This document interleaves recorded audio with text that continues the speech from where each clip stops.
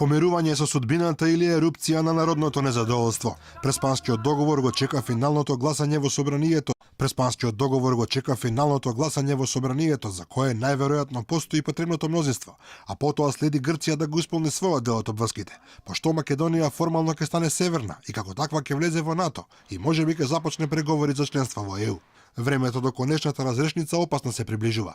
Теоретски возможно е потребното мнозинство во собранието сепак да не се обезбеди.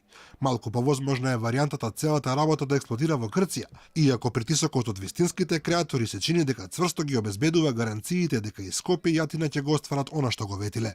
Во јуни, реков, може само дел од притисокот да се извентилира, не целиот. Ова е прашање кое остро ги подели етничките македонци пред се, а потоа и сите други етнички заедници со својата респективна улога во целиот процес.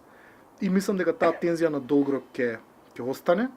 Договорот од нивици за владата е свршен чин, особено затоа што во него и врз него е втемелена единствената конкретна политичка понуда од Заев до граѓаните, промена на името во замена за евроатлантска перспектива, која со оглед на актуелните случувања во Европа и расположението кое таму владее кон проширувањето, ја прави нашата положба помалку и трагикомична. Правиме отстапки со историски последици, за да се обидеме да влеземе таму каде што не сите не чекаат со расширени раце.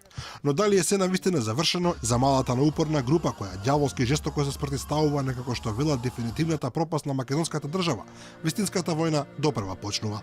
За нас како бојкотирам како движење, морам тука да потенцирам и партиите кои што се вклучени во ова движење, но и општо народот како едно народно незадоволство го смета се ова за ништо.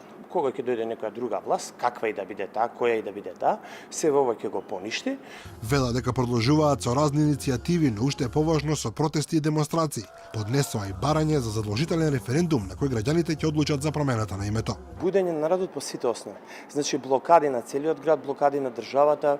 Прво ќе почнеме со поблаги процеси на граѓанска непослушност, кои што ќе резултираат во поголем. Поддржувачите на договорот се убедени дека од сето тоа нема ништо.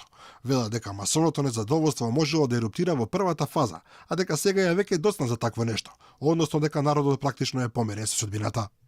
Всушност се чини дека токму тоа, народната реакција, а не политичките одлуки во Скопје и во Атина ќе биде решавачка за судбината на договорот Заев-Ципрас, со кој во сите варијабли завршува една, а започнува нова ера во историјата на Македонија.